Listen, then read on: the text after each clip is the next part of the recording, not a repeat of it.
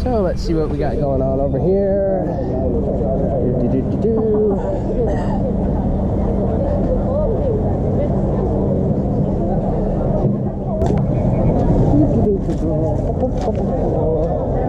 Hi.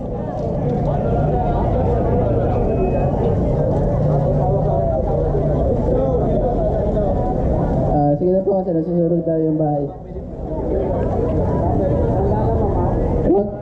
Wag po dyan, kasi sasalubungin mo yung usok. Doon ka ma'am sa kabila. So it looks like this is some kind of training where they're like... Ikot ma'am, sa base ng... Oops, okay po. Whoa. Ow. My. Well, this is interesting. Don't come across something like this every day. Sa sobrang pressure po, hindi na kaya nung thread.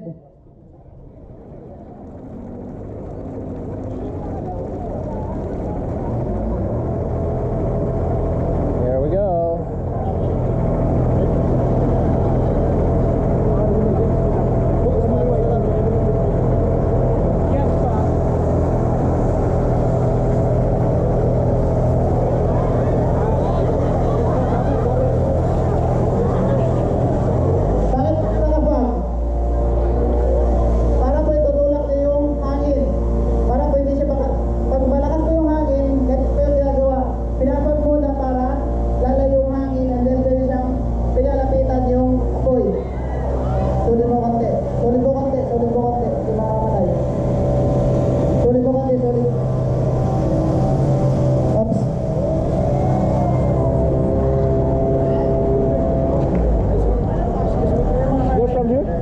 What was that? You're from here? Huh? You are in here, you're a resident in Rawalson? Oh, just saw it. I wanted to shoot it. Okay. Was this fire protection? Bureau of Fire Protection? Oh, really? This is only a fire drill. Oh, really? Oh, okay. As per cases, tama na daw, tama. Oh, it looks neat. I'd like to try that. Maraming salamat po sa pagpunta niyo sa fire drill natin. Sana your remembrance? May natutunan po kayo kung paano yung mga just a blogger, have YouTube and stuff. yung just only remembrance here in the Philippines. In behalf of the Bureau of Fire Just only Protection, remembrance for the Philippines. Superintendent Roy D. Gisto. Oh, this is a remembrance? Our Fire Marshal. Oh, okay. Ako po si SFO1 Russell Gumuhang with me yung mga FO1 Tonok and then yung mga crew ng Guadalupe Fire Substation. Maraming salamat po.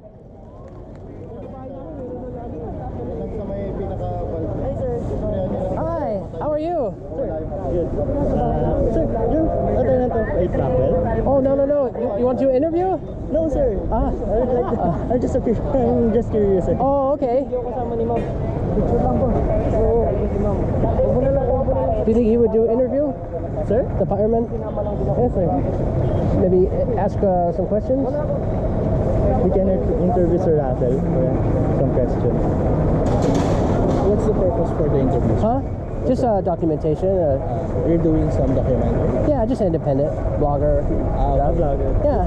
If they want to, you can hold it back. Okay. Ask it. Let me ask, sir. Okay.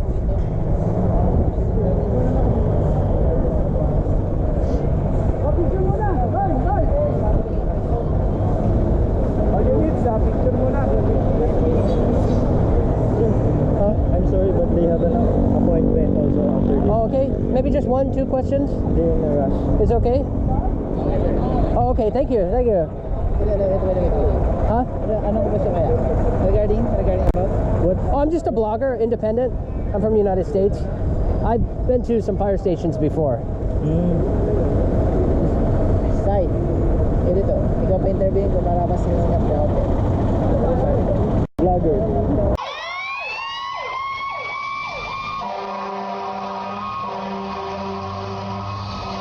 Yeah, just blogger. Yeah. Independent.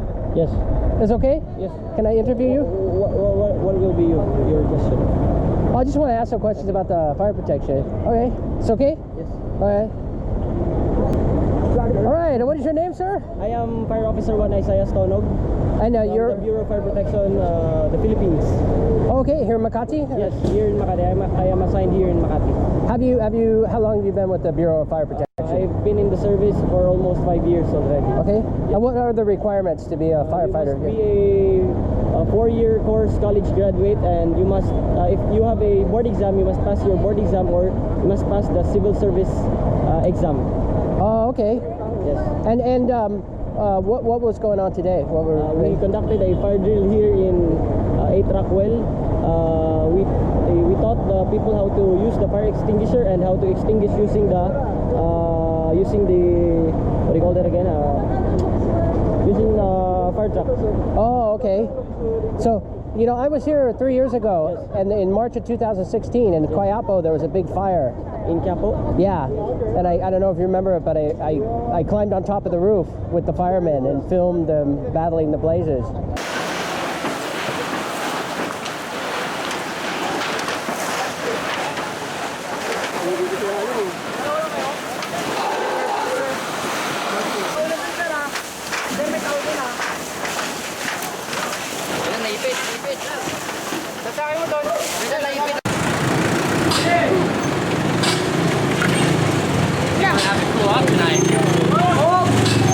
You guys are very brave. Thank you, sir. Thank you. Yeah, and the roof was on fire and everything.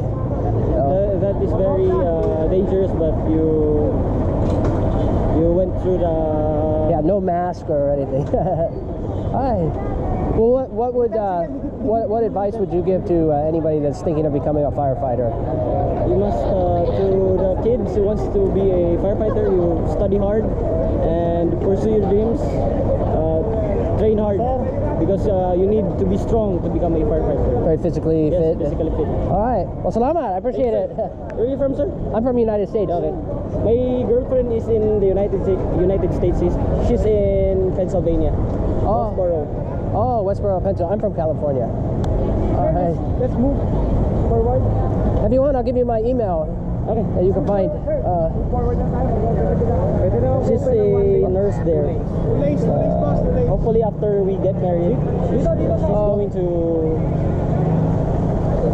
You get a visa and... I'm going there. I am a registered physical therapist. Oh, okay.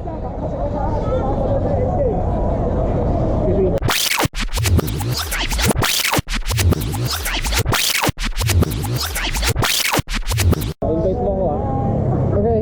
Okay, sir. Thank you, sir. Nathan. Yeah. Thank you. Nice to meet you. Nice to meet you, All right. sir. Take care. Bye-bye. Bye-bye. Sir, thank you, sir. Bye-bye. Thank you. Thank you.